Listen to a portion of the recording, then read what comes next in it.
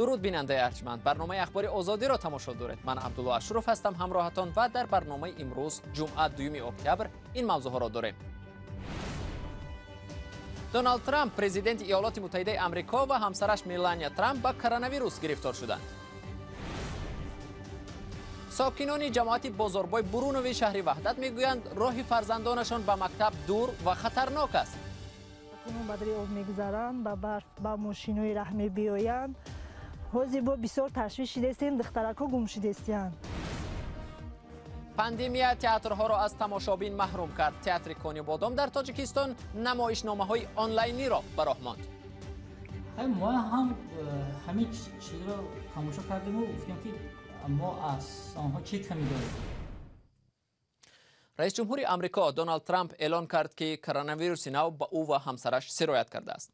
در حالی که تا انتخابات پرزیدنت آمریکا تقریبا 1 ماه دیگر مانده است، آقای ترامپ به کرانتین می رود. انتخابات پرزیدنتی آمریکا روز 6 نوامبر برگزار می شود. دونالد ترامپ پیشتر در شبکه اجتماعی توییتر نوشته بود که در پی مثبت اعلان شدن نتیجه آزمایش یاورش هوپ هیکس، او و همسرش میلانیا ترامپ منتظر نتیجه آزمایش خود هستند. رئیس جمهور آمریکا در این پیام خود تاکید کرده بود که او و همسرش مرحله کرانتین را آغاز می‌کنند. حالا دونالد ترامپ در پیام دیگر در توییتر خبر داده است که آزمایش کووید 19 خود او و همسرش میلانیا نیز مثبت بوده است. او در توییتر نوشته است که با همراه همسرش کرانتین را فوراً آغاز می‌کنند و با هم به این بیماری غالب خواهند شد. در تاجیکستان هم چند از سیاستمداران از جمله محمد طاهر زاکرزاده رئیس مجلس نمایندگان و یوسف رحمان دادستان کلی تاجیکستان از بیماری التهاب شش گرفتار شده بودند که معمولا در نتیجه سرایت یافتن به کرونا ویروس نو رو میزند. میگویند به دلیل دور و خطرناک بودن راه مکتب پس از ختم صنف 9 نمیگذارند که دخترانشان تحصیل کنند. سال قبل رادیو آزادی درباره راه دور و پرخطر خوانندگان این دهه به مکتب گزارش داده بود. مقامات وعده داده بودند که برای خوانندگان این موضع مکتب میسازند. با گذشت 1 سال همکارم امرالدین علیموف به این موضع رفت تا ببیند تا کجا مشکل خوانندگان و والدان آسان شده است. دادن یک از زمین و آوردن خاک و سنگ ساکنان 4 دهه به مکتب در شهر وحدت را به ساختمان مکتب امیدوار کرد. شادی خوانندگان هم که برای رسیدن به مکتب راه دراز و پرخطر را طی می‌کنند حد و کنار نداشت. اما مکتب بنیاد نشد و خواننده ها تا حال با همان راهی پرخطر به مکتب می روند. همه سال باید نمی تحصیل ده مکتب به اتمام میرساندن کودکا می در اومدن میخوندن. بگیم عذاب کودکا کمتر میشید که هیچ نیست. 1 سال پیش رادیوی آزادی از سرنوشت مکتب بچه های 14 در جماعت بزرگوار برونوف شهر وحدت گزارش آماده کرد. با دلیل نبود مکتب قسم با طی کردن 4-5 کیلومتر به ناحیه فیض‌آباد می روند و قسم دیگر پل لرزان را گذشته به مکتب می رفتند. خواننده ها می گفتند در راه به مکتب چندین نفر به آب افتاده و بارها مورد حمله سگ ها قرار گرفتند. ترسیم وقتی این می لرزد ما می ترسیم همه با قفا می گذارند.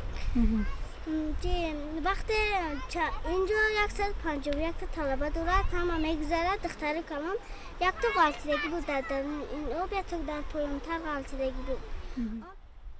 این حرفهای خواننده ها رحمی بسیاری ها را آورد و چند صاحبکار برای کمک به ساکنان دهاتی به مکتب اظهار آمادگی کردند. این مکتب آمدم زمینش جدا کردم، صاحبکارش آمد همه سنگش آور ریخت لیکن به کدام سبب باشد صاحبکار دیگه اتکاس کرد برو اومد دیگه نکرد.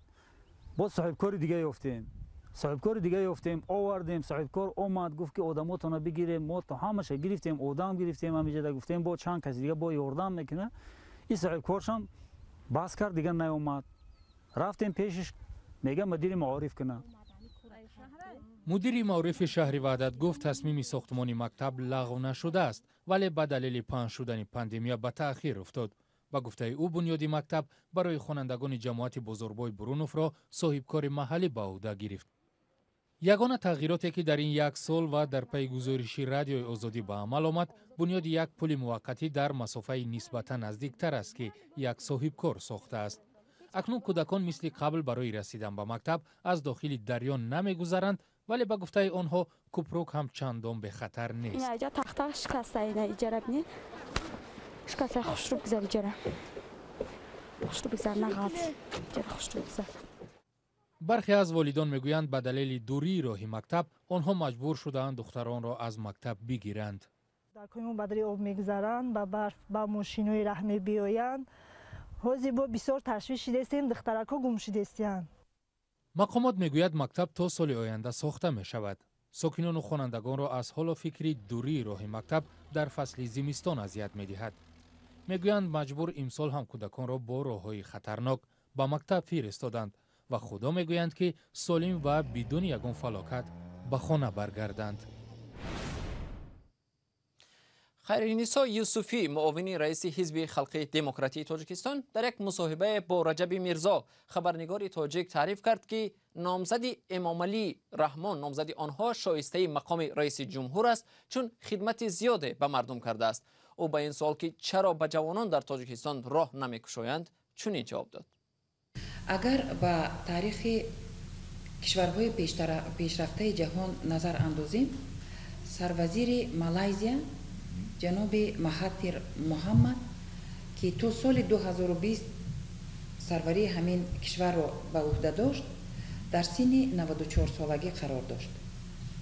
سروزیر جمهوری هندوستان جناب نریندرا مودی چند روز قبل به سن 80 درآمد. پرزیدنت ایتالیا جناب کارلو ازلی اگر اشتباه نکنم در سن 82 سالگی قرار دارد. ما مثل این مثال های زیاد آورده می توانیم که در سن و سال سرور دولت ما نظر به آنها به مراتب جوانترند. شکر خداوند که پیشوای عزیز ما را بزرگترین جایزه ربانی سلامتی مقتدر اهدا کرده است و فرصت داده است که برای خدمت این ملت خجسته و بنی بشر بیشتر ماندگار باشند. مصاحبه کامل با خیرنیسا یوسفی را در وبسایت رادیو آزادی و هم کانال آزادی ویدیو در شبکه اجتماعی یوتیوب می توانید تماشا کنید.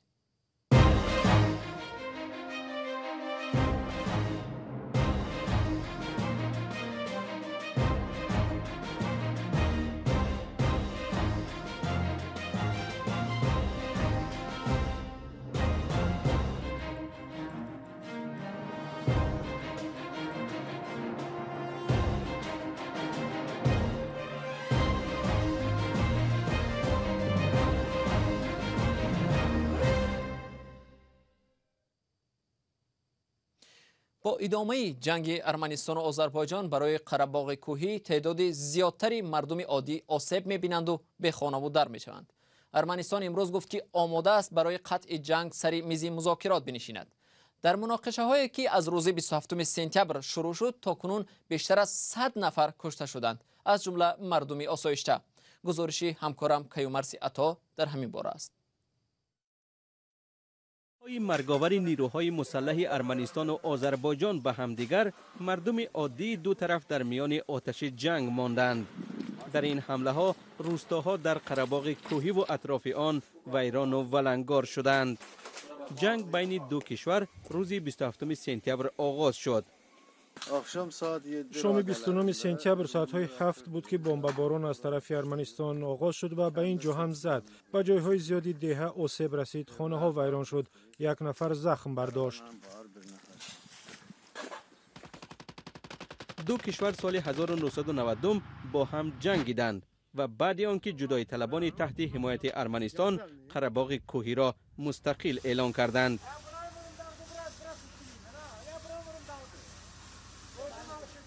آذربایجان از مرگ 10 غیر نظامی تا روز 30 سپتامبر گزارش داد. هیچ چیزی درباره تلفات در بین سربازان نگفت. تا کجا درست بودن گفته‌های باکو معلوم نیست. از بس که آذربایجان و ارمنستان وضع فوق‌العاده اعلان کردند، رادیوی آزادی امکان حرکت آزاد و انعکاس حادثه ها را در هیچ یک ندارد. در این ویدیوی بخش ارمنی رادیوی آزادی از روز 28 سپتامبر دهه مرتونی را می‌بینید. سفری خبرنگاران به اینجا را مقامات تشکیل کردند. الکساندر ملکومیان میگوید که خوشدامنش در نتیجه بمب‌اندازی کشته شد. همسرش زخم برداشته، کودک همسایه جان داده است. من میخواستم به خوکها خوراک دهم که زنم گفت تیراندازی است. فکر کردم تیراندازی هایی است که تقریبا هر روز میشنویم، ولی ناگهان صدای ترکش شد. از اینجا می اومد. وقتی به این طرف دویدم آدمان اینجا افتاده بودند. حکومت ارمنستان این ویدیو را روز 30 سپتامبر نشر کرد. پناهگاه از بمباندازی در قره‌باغ کوهی را نشان می‌دهد. ارمنستان میگوید تا روز 30 سپتامبر 8 غیر نظامی کشته شدند. پیش از این از هلاکت 84 سرباز گزارش دادند.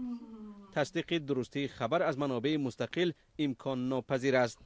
ده ها نفر از هر دو طرف مجروح شدند. در تاجیکستان موسم نوی تئاتری آغاز شد. مأموریت تئاترها بنابر خوف سرایت کرونا ویروس نو تماشابینان را با رعایت فاصله اجتماعی به تماشای نمایشنامه‌ها دعوت کردند.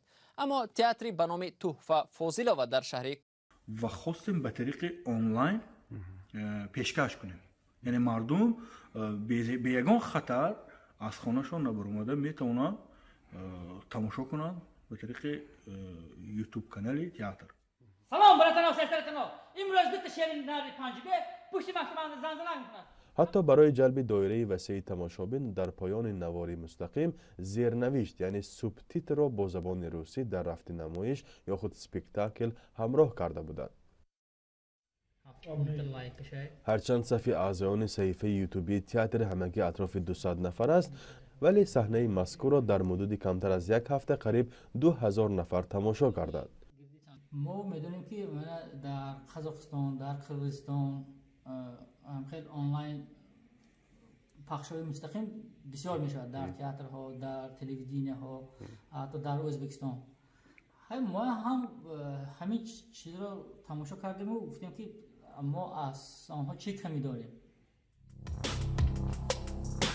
حیفا چرا نفهمیدم موندم من نگرنگ بینگر چقدر بود از دنیای ما قشنگ اصلا نمیدی هم حیاتی خش را برباز آخر برای شاد بودنم سبب زیاد. درآمد اصلی نمایش‌های تئاتری از حساب فروش چیپته‌ها و سفرهای هنری است، اما چون در این شکل تقدیم فایده از تماشابین به دست نمی‌آورند، اینستیتوت جمعیت کشاد بنیاد مدد در تاجیکستان به هنرمندان جوان کمک مالی کرده است و برای فراتر رفتن یک تئاتر مضافاتی با راه الکترونی مساعدت نموده است.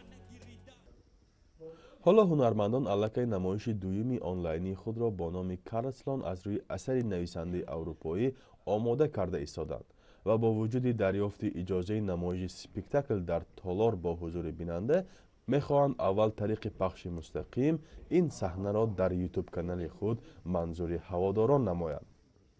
فرزان محمدی، رادیو آزادی، شهر کانیبادام. بیننده ارجمند، اینجا وقت جدا شده برای برنامه اخبار آزادی به انجام میرسد. تشکر از شما که تا این لحظه ها ما را همراهی کردید.